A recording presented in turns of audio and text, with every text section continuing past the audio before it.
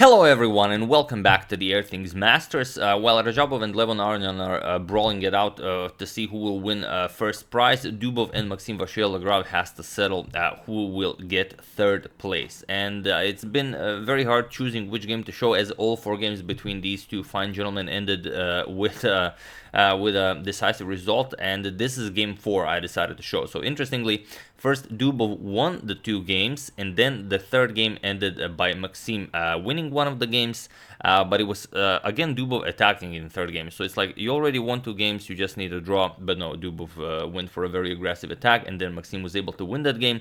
And now this is the last game. Maxim needs a win to tie the match, or Dubov simply needs a draw, and then he wins the first match. So let's see what happened here, as it's quite the game. So Dubov with the white pieces opens with e4. We have c5. Maxim goes for the Sicilian defense. Knight to f3, d6, and bishop to b5, the canal attack. We have knight to d7, and here Dubov just castles. We have a6, and now bishop captures on d7. So this is all fairly standard stuff. And c3 now, preparing to strike in the center with the d4. We have knight to f6 by Maxim, attacking the pawn here, and now rook to e1. And now as the bishop has been developed to d7, now the bishop comes to c6, and now there's a double attack on this pawn here. But Dubov simply ignores that. He pushes d4. And it's not a new idea. This is a very well-known pawn sacrifice in this line of the Sicilian. There are over 350 games in top-tier games with this exact same position. So bishop captures on e4, and now bishop to g5. White, of course, will get some development in for the price of that pawn. Now already you are threatening to remove the defender of the bishop, maybe cause some damage here. So here bishop retreating with the bishop to d5 or c6 are the most played moves here, but Maxim switches diagonals. He goes bishop to g6, and now it's Dubov to move, and he goes d5. So he wants to stifle black's development for as long as possible, and Maxim says, okay, not a problem, I'm just gonna castle queenside. So he prepares it. Queen to d7, now queenside castling is gonna be played, and now knight b to d2. All been played before. We have queenside castle by Maxim, and here there are some games in the database where knight to c4 was played immediately, going after that b6 check, which is a very nice royal fork. But here we have b4 by Dubov, and this is very interesting, as it also shows how prepared Dubov is in these games, as knight to c4 was the only move played in this position. However, newer engines prefer b4, so Dubov came very well prepared here. It is as of move 12 that we have a completely new game, and obviously the strongest move that was available in the position. So let's see how Maxim deals with this. Obviously you could capture the d5 pawn, but if you go for that, then knight to c4, and now it's a bit of a different position than the previous one. Again, you are threatening the knight here. If the knight moves, then knight to b6 check again wins the queen. So it's a really crazy position. If Maxim is not familiar with this, of course he will not just grab the pawn. So after this b4 move, we have, like I said, e6 instead by Maxim. Sorry about that. Could be the mailman. Just a second.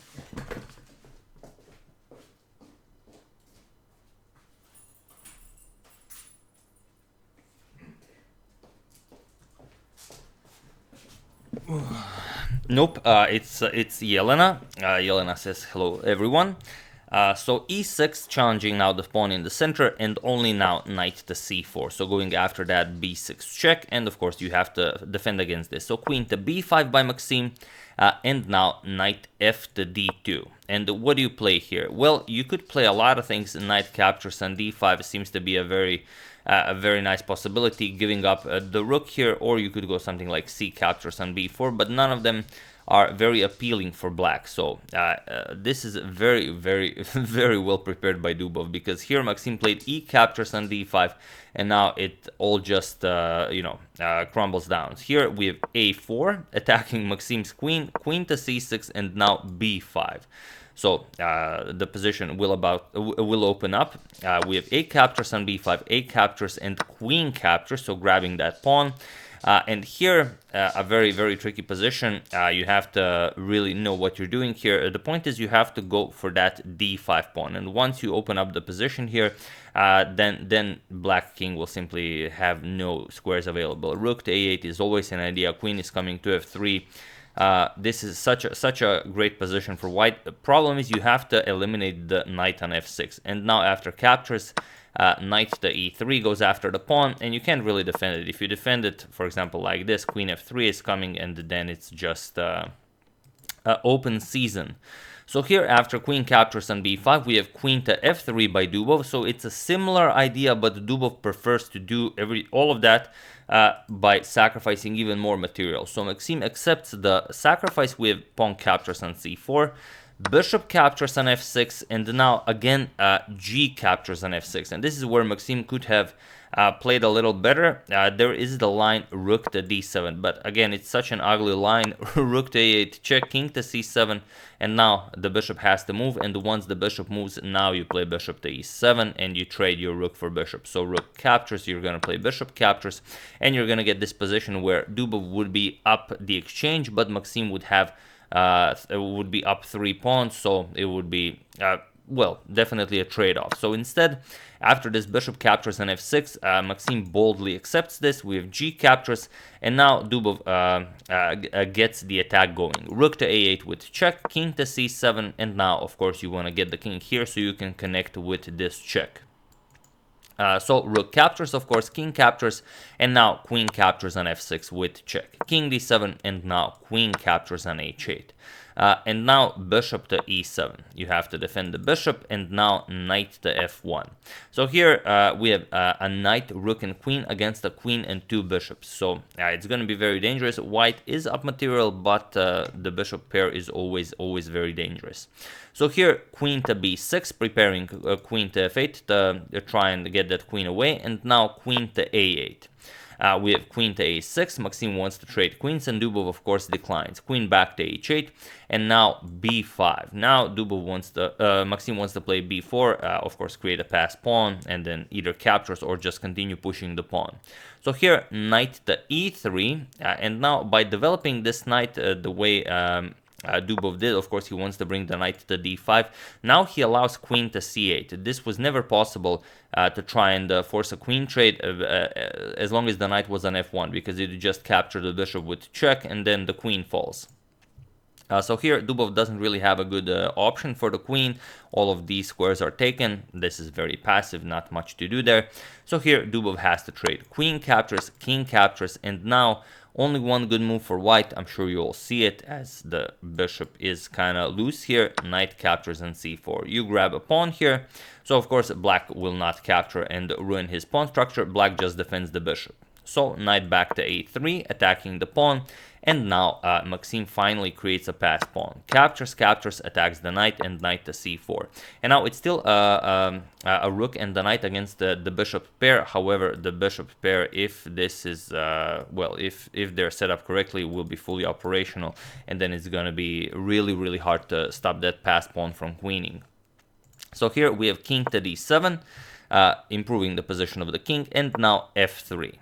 We have b3, continuing to push the passed pawn, king f2. Dubov starts bringing the king into the game, but now bishop to f6. And now you, if you allow b2, then b1 is coming. Both of those squares are covered, so Dubov needs to do something about that. He tries knight to d2, attacking the pawn, but just b2. And here, of course, you cannot allow the pawn to be pushed. You can just play something like bishop to c3, capture the knight, and then promote the pawn. So Dubov tried knight to e4, now attacking the bishop here, but now everything just wins for black. I'm not even going to ask you to pause the video, because I know you guys know what I'm talking about. So you can either maybe play something like check, and then after the king moves, then you play d5, kick away the knight, and you again gain control of the b1 square. Or you play an even simpler line, which is what Maxim played, just bishop captures knight. And now the bishop has to be recaptured. You cannot capture with the rook because the pawn queen, so you have to capture with the pawn. But now the problem is bishop to g5. And now the real threat, of course, is bishop to c1. If you play something like king f3, bishop to c1 just wins, because you no longer have control of the b1 square. So here Dubov had to play rook to b1, but now I'm sure most of you know what wins here for black, but just in case for some of the newer members of the chess world, feel free to pause the video and win this game for Maxim while I give you a couple of seconds.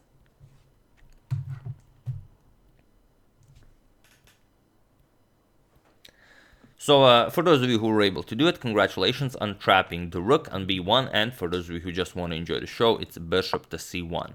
And now the problem is that white rook is trapped. That white rook is never leaving, and black is still up a pawn, so that's a huge problem. So Dubov will try everything to hold this, but it's not going to be easy. King e2, just king e6. Now Maxim just needs to bring the king into the game. King to d3, and now king to e5 with g3, and now h5. At some point f5 or this will be played, and then the king will gain access to the lower part of the board with h3, now f6, and now h4. And here now just f5, and now the white king will not be able to hold everything. So e captures on f5, king captures, and now king to d4. If you go something like king to e2 to try and keep an eye on this pawn, just king e4, and now as you can see, all of these squares are covered by black, so you're just going to push that pawn down the board, and white king will have to stay there. You're just going to go here, pick up the pawns, and win the game. So it's very easy. So Dubov tried king to d4 instead, but it doesn't help. Just king g4, now these pawns are gone. King d5, we have king captures on g3, king captures on d6, king captures on h4, and now king to e5. But here, Maxim just played king to g3, now the h file is free for the pawn to be queened, and it was in this position that Daniil Dubov resigned the game. And incredibly, Maxim went from losing by a 2-point margin to equalizing the match. But it's just incredible. Like, Dubov wins the first 2 games, and then he just continues attacking like a madman. Not just in game 3 that he lost, he also just needed a draw in game 4 to win the first part of the match. But no, he continued attacking like a madman, and that's why we love Dubov's games. So hopefully he will continue doing that for forever. But yeah, good game by Maxim for getting back into the match. So they will also settle the question of the 3rd place today alongside the final. So we're going to cover both of that, and hopefully we're going to have some very nice games. So yeah, that's the game. I do hope you guys enjoyed it. I'd like to thank a mystery person, another mystery person, Alexander Sevo, Nathan Reber, and Jeffrey Johnson for a contribution to my channel. Thank you a lot. I really appreciate it. As usual, you can check 2 of my previous videos here. Thank you all for watching, and I will see you soon, continuing the coverage of this very nice tournament, checking up on your suggestions and whatever else happens in the chess world. Thank you all. I will see you soon, and have an excellent rest of your day.